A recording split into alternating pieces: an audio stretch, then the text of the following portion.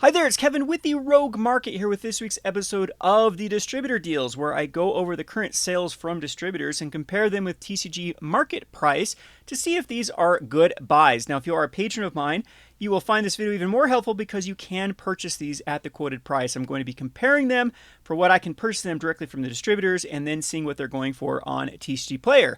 So, this week has some decent deals. We'll start off with the Forgotten Realms theme booster. So the theme of this particular dump that is going on at the distribution level is definitely going to be that product from the 22 to the 2023 era. So we still have a lot of bloat from this era. And now we're seeing one of the distributors. Obviously, we see summer sales every year. Summer is a bit of a lull for TCGs, and with new products coming out like Modern Horizons 3 and Assassin's Creed, and now we have Bloomburrow, and we have a lot of product lines down the road, typically distributors do like to clear up space. I know a lot of distributors like to keep some product on hand, but when it starts to get this age, they start to do sales every few months to try to clear that, and this is no different with this particular sale. So there aren't the greatest products here. These have all been products that haven't sold very well or just were overprinted. However, the price on many of these are very interesting, and it's actually very interesting to see the TCG Player price of some of these being still pretty abysmal at this point in time. There were a lot more on this list, so there has been quite a bit of movement with stores obviously having some capital move in on some of these ones, so I did have to delete some good ones that were on here. However, I still think the ones that we have here are quite interesting as, again, the spreads you can see here in front of you. But we're going to go over the products one by one, and we'll start with the theme boosters. Now, theme boosters are interesting because someone needs to do the math to see if they can actually break them down for. I know that there's commons and uncommons from Forgotten Realms. There used to be Deadly Dispute was one of them that had a hefty little price tag for a common. That has now been reprinted a few times, I think. I think it was definitely in a few other sets, and then it was just recently a promo.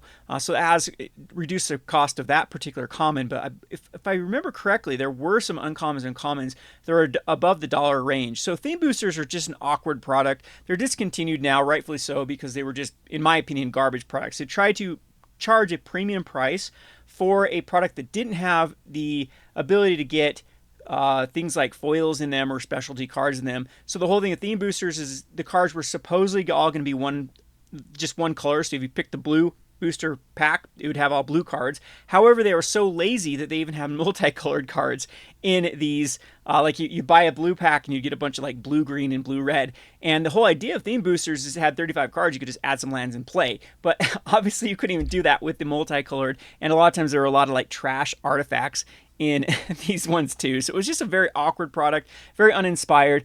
And again, they tried to charge like a premium price for these. I believe that these are supposed to be sold for about $8 is what the cost of these, the quote unquote MSRP per pack of the Forgotten Realms. So as you can see on TCG Player, there's not a lot of movement. Like the last one it sold was clear back in June, and there hasn't been one sold. There's not a lot of listings either for these Forgotten Realm theme boosters. You can break it down a little bit more to see individual packs, and those ones do sell a little bit better. So if we look at, let's just take a look at this red here, and you'll see that they do, well, that one didn't have many sales. I was clicking through some of these, and they do sell, one or two per month typically, and it's a product that you'd have to sit on for a long time. Where I think that this one could have the advantage is if people did the math, and if you could break it down for singles and take kind of the bulk way to do it, this might make sense. So the current price of the Forgotten AFR theme boosters is $20. So $20 gets you, I believe, 12 packs in these. Yeah, 12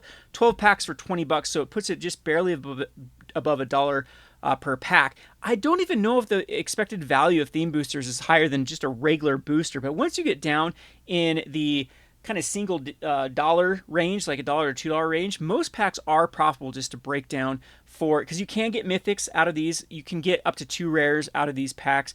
These are becoming now, what is this, 2 rotations ago now that Forgotten Realms rotated out. We actually do sell quite a bit of theme boosters here at our store, just as people that want specific colors to. The casuals love these things.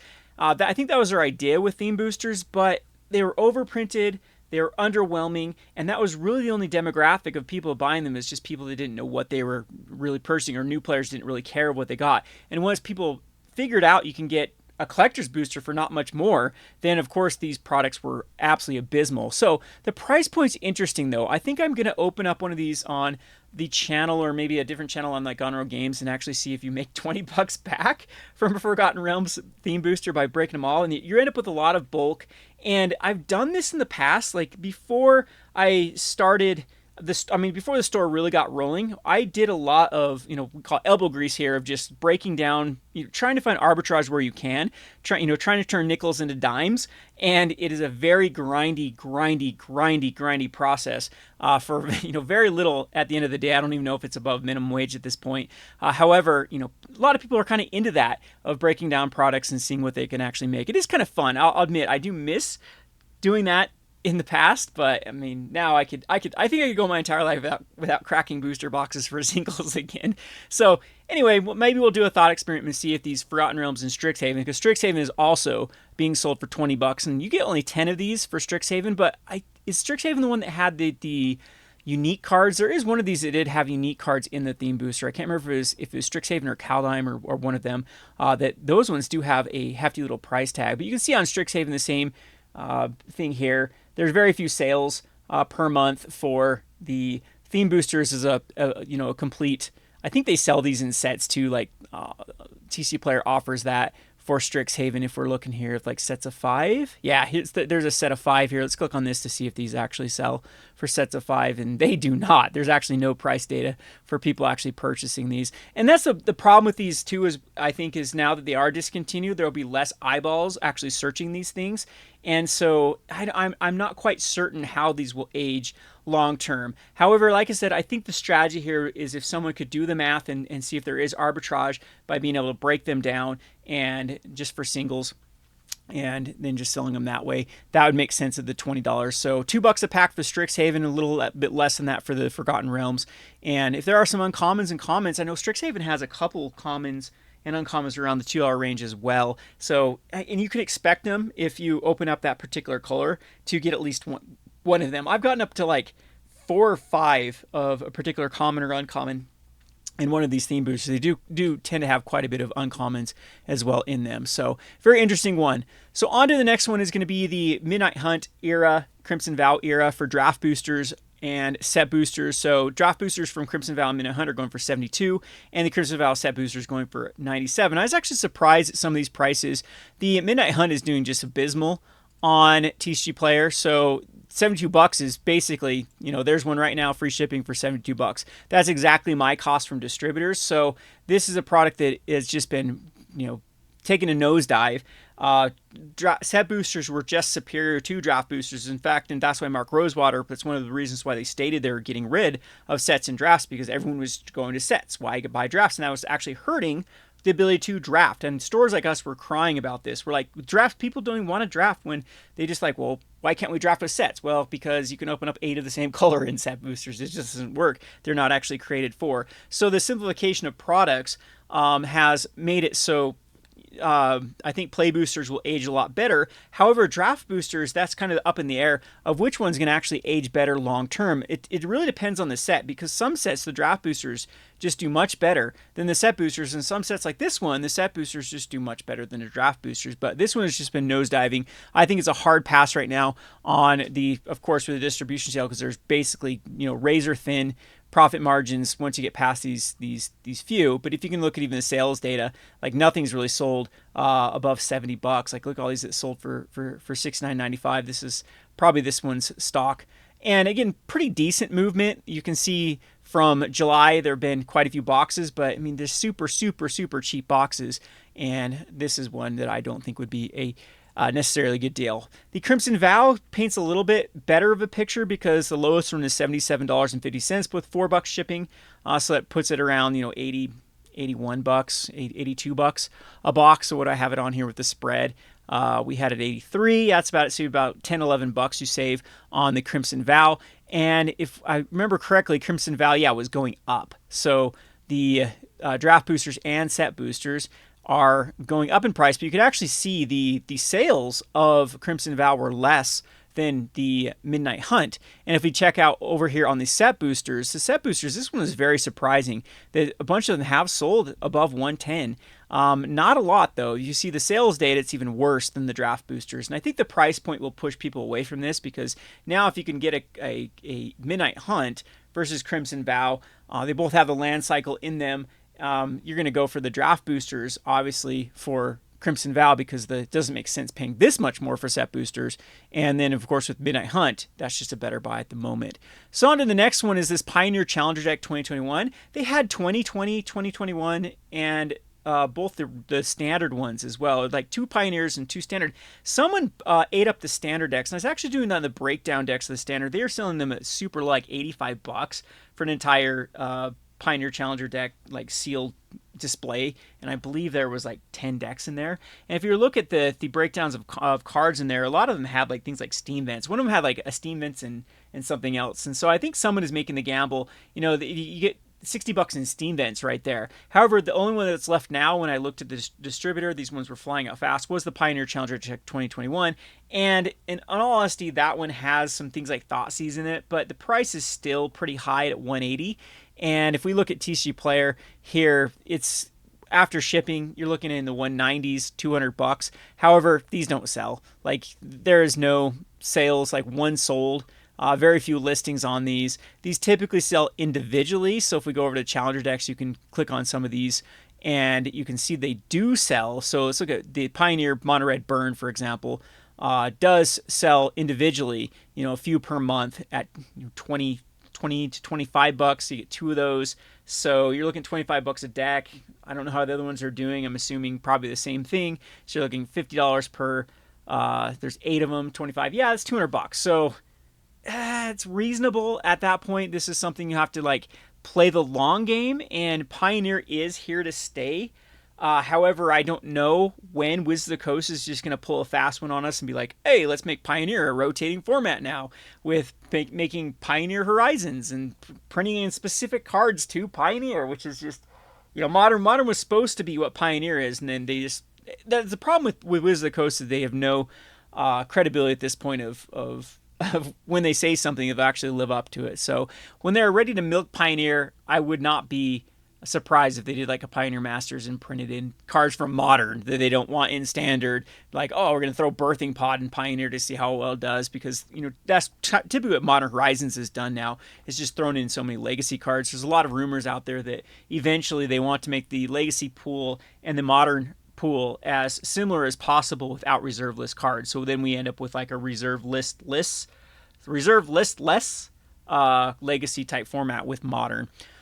Alrighty, so if we go on to the next little block of stuff, it's the Streets of New Capenna era, and draft boosters, pre-release packs, and collector boosters are all being basically, and this is the most lucrative deal right now, I think, is New Capenna. Now, New Capenna is rotating, so that's going to take a lot of like demand off of this particular product. Same thing can be said with Midnight Hunt and Crimson Vow. However, New Capenna has the land cycle. I think that sets that have those land cycles, if it doesn't see a reprint within the next 1 or 2 years, it could go the way of Ikoria, where you have lands that are worth $20 to $30, and then statistically at that point, when you're getting 3 per draft booster, which is on average you get 3 to 4, there's the value right there from the draft boosters going for 61. And then pre-release packs even get better, because if you break it down per pack, the pre-release route is even better than going this draft booster. And we also have collector boosters that are being sold for very, very cheap, so 61, 55, and 110 respectively. And if we actually go over the draft boosters do sell, and they've been trending around $80 for the draft boosters. So that's a pretty decent spread for the draft, going from 61 to $80, but you're about $20 difference there, which, percentage wise, that's really good. Actually, you're looking at 25-30% returns on the draft boosters. Of course, there's fees and stuff like that. And if we go over to pre-release packs get very weird. So I couldn't find a listing for the case. I have to actually buy them in the case. So then I try to break it down to how much it would cost for a set of 5. Set of 5s don't really sell. There's been a couple sold here. And if we actually go over to individual decks for, let's look at Capenna pre-release packs. If we actually look at like individual ones, these do again sell once in a blue moon, but $20 is actually above original distributor cost, but not by much. But of course, with this discounted price, that ends up being what do we say? So it ends up being $11 per pack. There is some margins to be made right there, and these things are all actually good to break down. The dice actually sell. The promos actually are doing really well. If you actually go over to TCG Player and look at the pre-release promos, they're actually faring better than like the foils and the showcase, and that wasn't the case during the Cons of Tarkir era.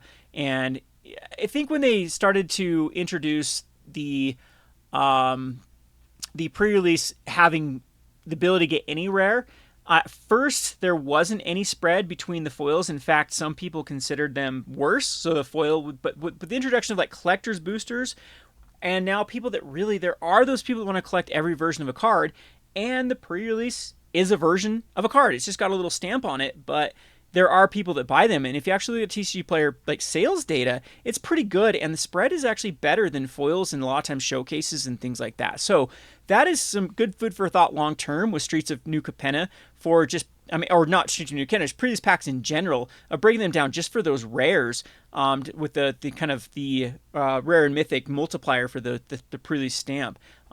Yeah, it might be actually worth it long term for, those people that have to have one of every version of cards. So anyway, that I think is a pretty decent deal. In fact, that's kind of my favorite one, I would say, from this is the pre-release packs. It's got really the best spread. I mean, this is hard to compare because, something hasn't sold. Like a case of these or a pack of 5 of these hasn't sold since, what did we say, May when we looked at it. But the spread is almost 50% for this. So this is a really, really high one here for the New Capenna pre-release packs. And then we also have the collector boosters. This thing's been fire sold on Amazon and distributors multiple times. It's back, and it just makes you show how many of these suckers they printed. Because, yeah, I know it's no Ikoria, but I would still, if I'm a betting man, and I would say they printed way more New Capenna. There's way more of these collector boosters in existence, and it was a set that typically people didn't like compared to things like Ikoria and Wilds of Eldraine. But if you actually look at Wilds of Eldraine and Ikoria collector boosters, those suckers have skyrocketed.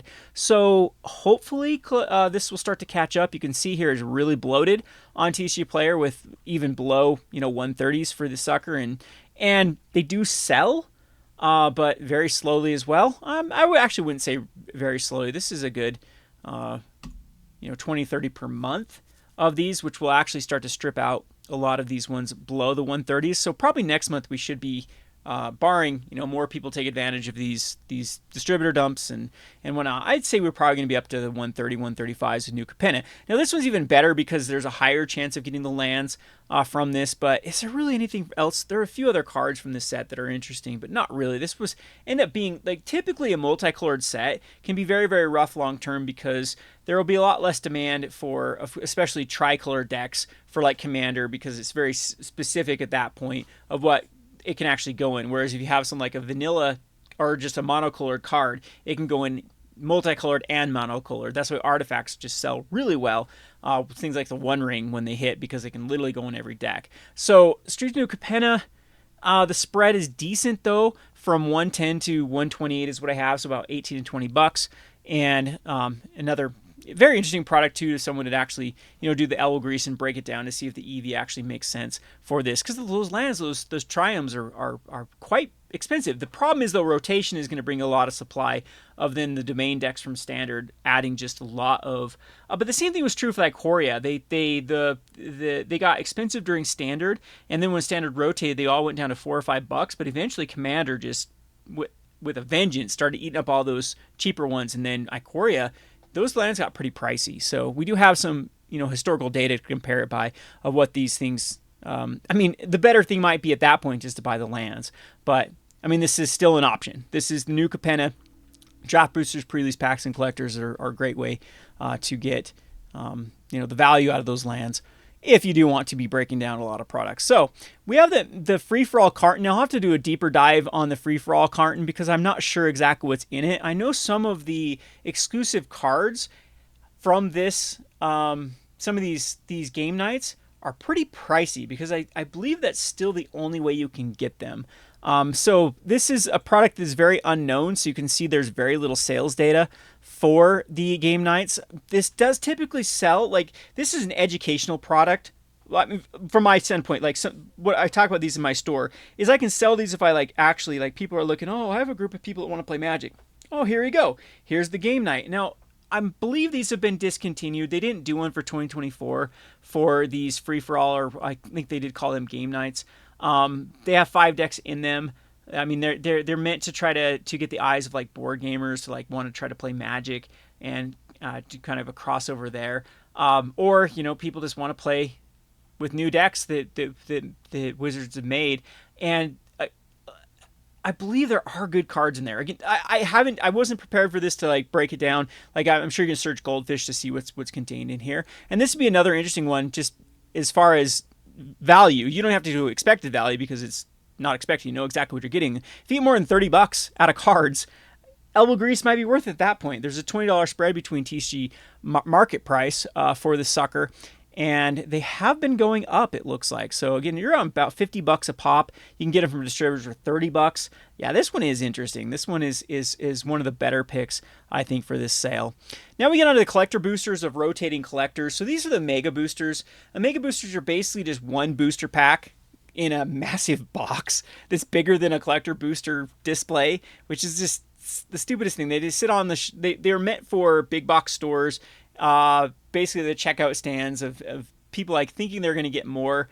I mean, I like to call these things a Russian doll. They're kind of like the Russian dolls. You open them up, you have a box inside of a box, and eventually get to this tiny pack in this massive box. But the Kamigawa ones were going for $13 a pop, and the which is actually pretty good because if you actually do the math on collectors, like 13 a piece times 12. I think it's cheaper to go this route than collector boosters are typically going. And even with Dominator United too, I believe it is still like, what does that put at 144? I believe for if you were to basically do a collector booster versus going the Omegas and breaking them down. So if we actually look at these ones again, the sales data, actually this isn't as terrible. Some of them with the Omega packs, yeah, you can see there aren't a lot of these suckers sold. So they've been selling for $25 for these things. But if we go over to Kamigawa, let's go Kamigawa collectors.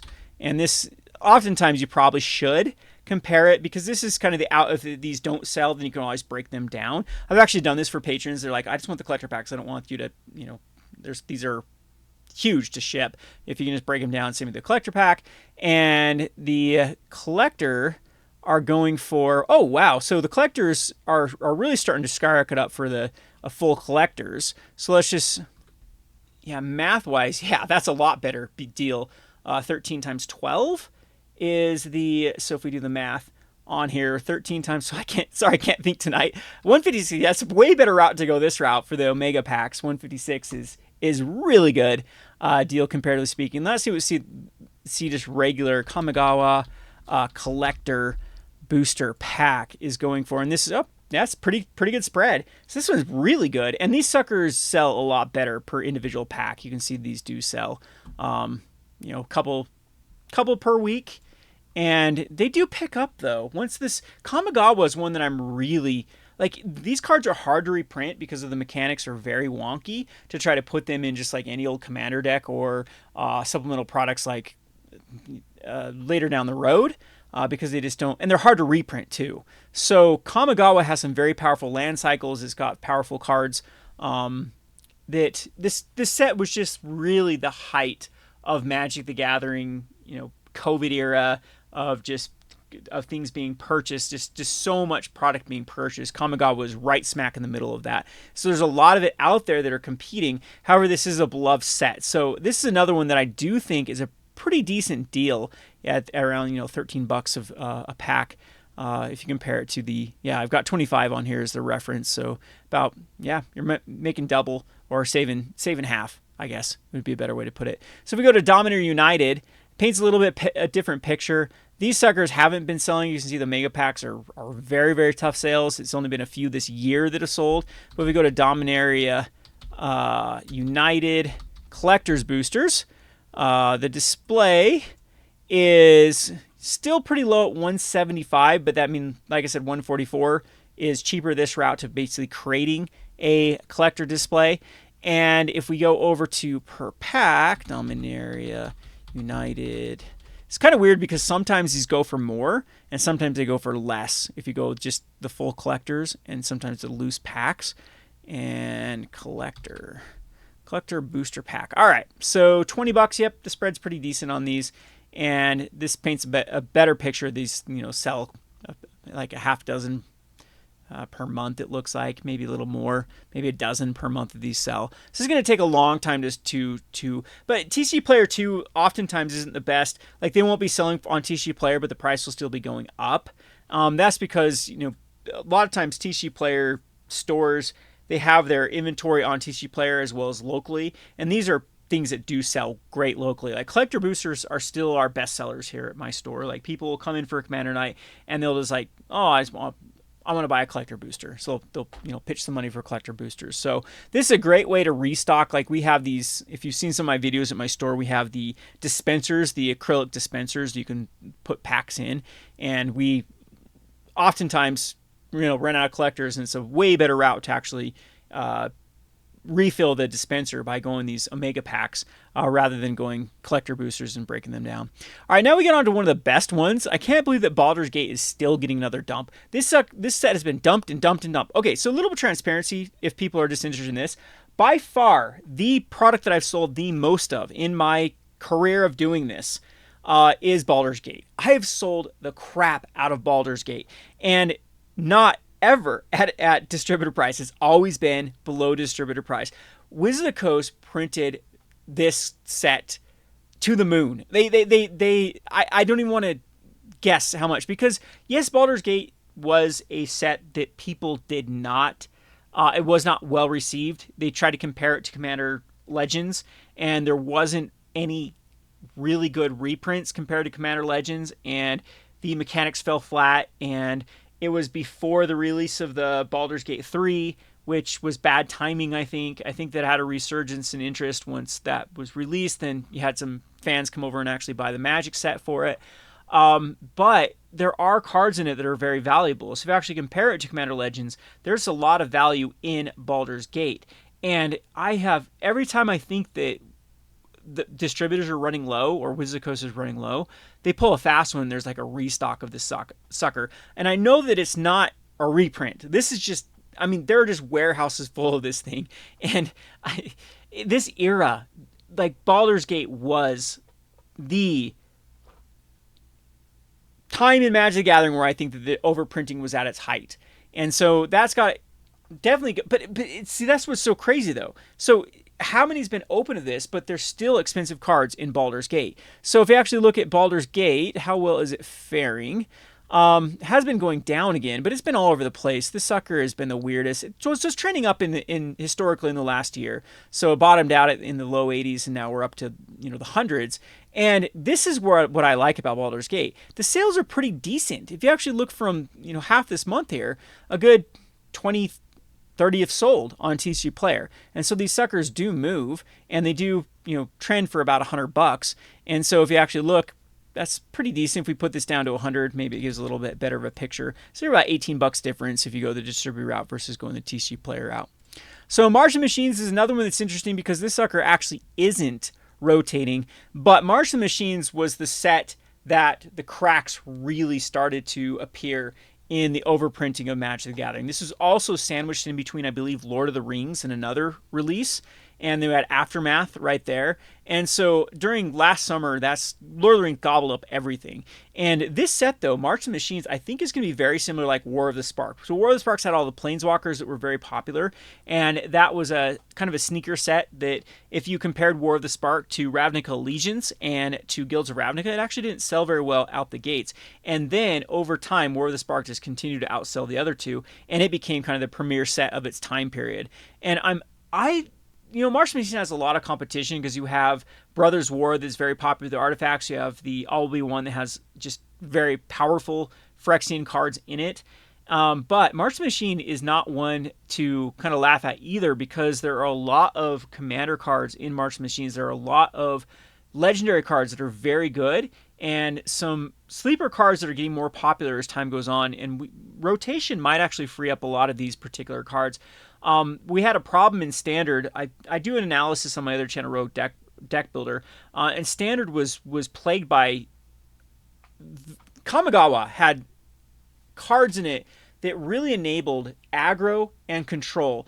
And of course, there were other variants that, if you actually looked at the Pro Tour data, neither one of the aggro and control really took over the meta, but it made it so you basically had to play specific type of tempo and mid-range decks to compete those two. With those out of I did a video on it, like Wandering Emperor and a few of the aggro cards. I think it actually frees up a lot of cards that are now playable in the 4 and 5 drop slot, which Mars Machines is loaded with those types of cards that are super powerful. And I mean, we haven't seen kind of the power level of these type of cards printed in Standard before, and it'd be interesting if this set actually will be impactful now on Standard with some of those particular cards. So again, that's a theory for another day, but rotation used to be, like, rotation for Standard used to cause a ton of demand in some of these sets that didn't fare very well, and now all of a sudden they get new breathing room and a lot of new space to actually be explored. And then you can see the sets. So I'm thinking of like Avis and Restored, or if we even go back, we go clear back in the day when I started doing this. Phyrexia, the original Phyrexia, so Mirrored and Besieged was one that comes to mind, that during its time period, it just could not compete with Zendikar. And then when Zendikar rotated, all of a sudden the Scars of Mirrodin era seemed pretty decent, and then people needed to actually pick up cards from that era, and then boxes just evaporated. Now, it was a different time period. Of course, the print was much smaller then, and Standard was much more robust, and so we aren't really in that era. However, still Commander strong. This is a strong Commander set. This is a set that I'm very, very bullish for long-term for Martian Machines. So right now the spread's decent. I guess I didn't show the sales data for it. And this sucker, what's different about this one compared to the other ones is it's sticking around for Standard. So the rest of them are rotating. Dominator United, I guess, is not with the collector boosters, but with Streets of New Capenna and Crimson Vow, those are rotating. Martian Machines will still have some demand. However, the caveat is that it still is eligible for a reprint. I doubt it will get a reprint because it's been dumped so much that I don't think Wizard of the Coast is going to want to touch it. And some of those sets too that only had those one initial waves, like Ixalan and Rivals of Ixalan, they did well long term. They never had subsequent waves. This is another time period with Amonkhet Ixalan that was the Sky Was Falling was sealed product, and now if you actually look at box price of Ixalan and Rivals of Ixalan, they're doing quite well.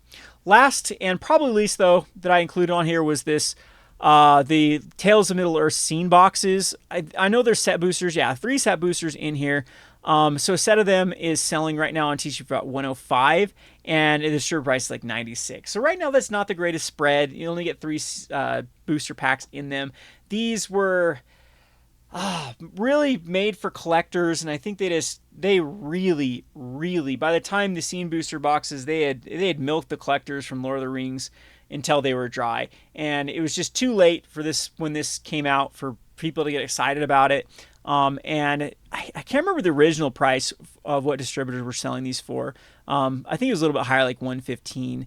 And you can see though that, you know, a lot of stores probably lost money on these suckers. We go back to what they originally sold for, out the gates for like 150, and then really dropped. And this is actually, you know, losing money for stores at this point. So I mean, none of the cards from the scenes are really decent, if I remember correctly. There's only a few cards out of this set that are it's One Ring and Orcish Bowmasters, and then you got a bunch of like cards that are, you know, worthless from Lord of the Rings because of how much it was printed and how much it was open for people chasing those 2 specific cards. So this is one I do a hard pass on at the moment, but it's still interesting to kind of compare and contrast of what they're going for distributor prices. So that's what I got for you today for the week 3 or week 4, what are we on now, of July.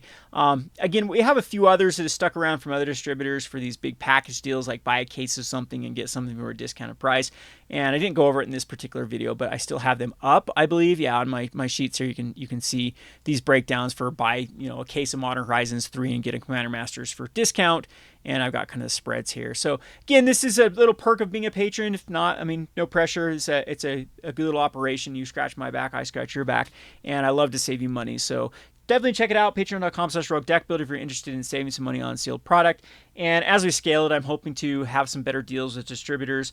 I know a few distributors have, like, if you buy cases of stuff, you know, you get their alpha investments level, we can, you know, start even saving a little bit more. So definitely message me and see if it's a good fit, and we'd love to have you aboard. This has been Kevin with the Rogue Market.